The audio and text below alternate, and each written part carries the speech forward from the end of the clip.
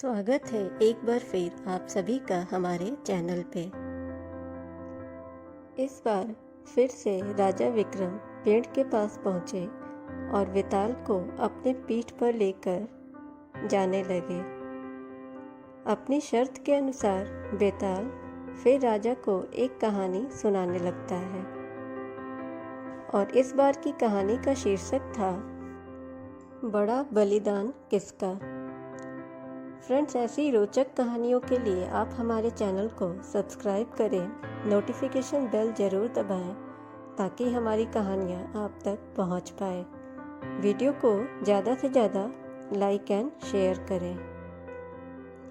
वेताल राजा विक्रम को एक नई कहानी सुनाता है। वेताल कहता है, वर्धमान राज्य में एक राजा राज किया करता था। राजा बहुत ही साहसी, दयालु और न्यायप्रिय था। उसके चर्चे चारों ओर हुआ करती थी। एक दिन राजा के दरबार में एक राजपूत आया। उसका नाम था अशोक। जब राजा ने उसके आने की वजह पूछी तो अशोक बोला, मुझे नौकरी चाहिए और मैं अंगरक्षक के तौर पर आपकी सेवा करना चाहता हूँ। फिर राजा ने उससे पूछा कि उसे खर्च के लिए प्रतिदिन क्या चाहिए, तो उसने जवाब दिया, 1000 तोला सोना। यह सुनकर सबको बड़ा आश्चर्य हुआ। राजा ने पूछा, तुम्हारे साथ कौन कौन है? तब अशोक ने जवाब दिया, मेरी स्त्री, बेटा और एक बेटी है।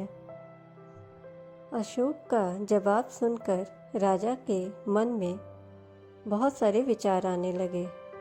राजा मन ही मन सोचा कि आखिर 4 लोगों के भरण पोषण के लिए इसे इतनी धन की क्या आवश्यकता है।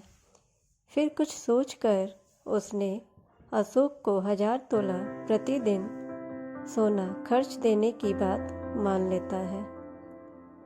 काम सिर्फ इतना था कि उसे हर रात राजा की सुरक्षा के लिए राजा के कक्ष के बाहर पहरा देना था। राजा यह जानता था कि अशोक इतने धन का क्या करेगा। उसने अशोक को 1000 तोला सोना देकर रात में नौकरी पर आने को कहा और गुप्त रूप से कुछ सैनिकों को उसके पीछे लगा दिया। अशोक नौकरी और मनचाहा वेतन पाकर बहुत ही खुश हुआ। अशोक सोना लेकर खुशी खुशी घर गया और आधा सोना ब्राह्मणों में बांट दिया। बाकी जो आधा बचा उसे 2 हिस्से किए।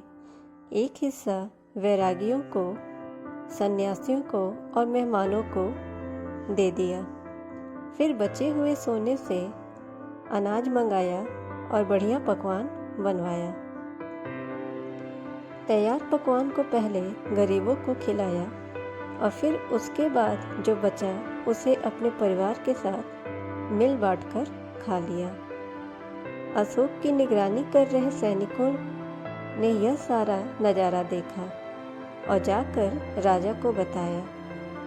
राजा को यह जानकर संतोष हुआ कि उसके द्वारा दिए धन को अशोक ने अच्छे काम में लगा दिया है।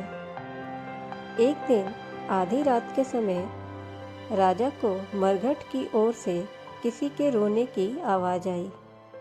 उसने अशोक को पुकारा तो वह आ गया। राजा ने कहा, जाओ पता लगाकर आओ कि इतनी रात गए कौन रो रहा है और क्यों रो रहा है, वजह भी पता करके आना। राजा का आदेश मिलते ही अशोक वहाँ से फौरन उस स्त्री के रोने के कारण जानने के लिए निकल पड़ा। थोड़ी देर जाने के बाद अशोक को एक स्त्री दिखाई दी। वह स्त्री सिर से पांव तक गहनों से लदी हुई थी। वह कभी नाचती, कभी कूदती और कभी अपना सिर पीट पीट कर रोती थी। यह सब देखकर अशोक उस स्त्री के पास गया। उसने स्त्री के ऐसा करने के पीछे का कारण पूछा। अशोक के पूछने पर वह बोली, मैं राजलक्ष्मी हूँ। रोती इसलिए हूँ कि राजा रूपसेन को जल्दी ही मौत आने वाली है। उसकी कुंडली में अकाल मृत्यु लिखी है। अब उनके जैसा न्यायप्रिय और कुशल राजा चला जाएगा तो मुझे किसी और के अधिकार में रहना पड़ेगा। इस बात का मुझे बहुत ही दुख है। यह सुनकर अशोक ने पूछा, इससे बचने का कोई उपाय है? तब वह स्त्री बोली, हाँ है। यहाँ से पूरब में एक योजन पर एक देवी का मंदिर है। अगर तुम उस देवी पर अपने बेटे का शीश चढ़ा दो तो यह विपदा टल सकती है। फिर राजा 100 बरस तक बिना किसी तकलीफ के राज करेंगे। राजलक्ष्मी की यह बात सुनकर अशोक घर की ओर चल देता है और घर पहुंचकर सब हाल अपनी पत्नी को बताता है। इतने में उसका बेटा और बेटी भी जग जाते हैं। तब अशोक के बेटे को इस बारे में पता चलता है तो वह भी खुशी खुशी देवी के चरणों में बलि चढ़ने के लिए राजी हो जाता है और कहता है, एक तो आपकी आज्ञा, दूसरे स्वामी का काम और तीसरा यह शरीर अगर देवता पर चढ़े तो इससे बढ़कर और क्या हो सकता है। आप जल्दी करें। तब अशोक ने अपनी स्त्री से कहा, अब तुम बताओ। तब उसकी स्त्री भी बोली कि स्त्री का धर्म ही होता है पति की सेवा करना, उनकी आज्ञा का पालन करना। अपनी स्त्री और बेटे की यह बात सुनकर अशोक अपने पूरे परिवार को साथ लेता है और देवी के मंदिर पहुंच जाता है। मंदिर पहुंचकर अशोक ने अपनी तलवार निकाली और यह कहते हुए कि माँ, यह बलि स्वीकार करो और मेरे राजा को लंबी आयु प्रदान करो। बेटे का सिर धड़ से अलग कर दिया। भाई का यह हाल देखकर बहन ने भी अपने सिर अलग कर डाला। बेटा और बेटी दोनों ही चले गए तो दुखी माँ ने भी उन्हीं का रास्ता पकड़ा और अपनी गर्दन काट दी। अशोक ने सोचा कि घर में कोई नहीं रह गया तो मैं ही जीकर क्या करूँगा। उसने भी अपना सिर काट डाला। जब इस बारे में राजा को सब मालूम चला तो वह भी मंदिर पहुँचा और सारा नज़ारा देख बहुत ही दुखी हुआ।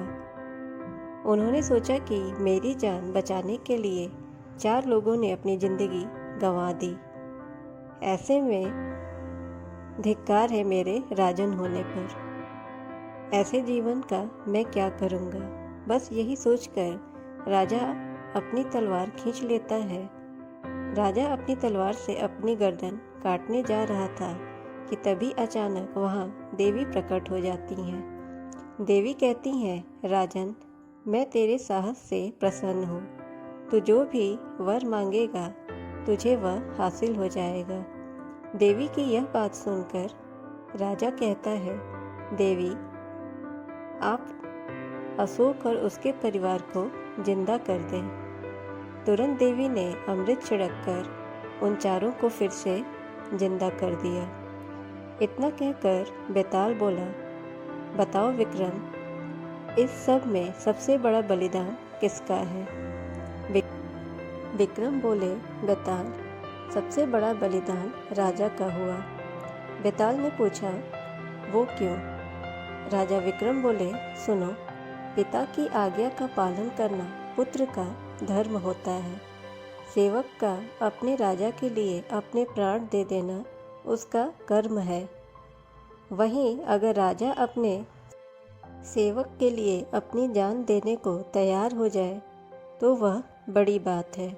इसलिए राजा का बलिदान ही सबसे बड़ा हुआ। यह सुनकर बैताल गायब हो गया और फिर से पेड़ पर जा लटका। बैताल पच्चीसी की अगली कहानी सुनने के लिए आप हमारे चैनल को ज़रूर सब्सक्राइब करें और नोटिफिकेशन बेल दबाएं ताकि हमारी वीडियोस आप तक पहुंच पाए। वीडियो को ज़्यादा से ज़्यादा लाइक एंड शेयर करें। Thanks for watching the video.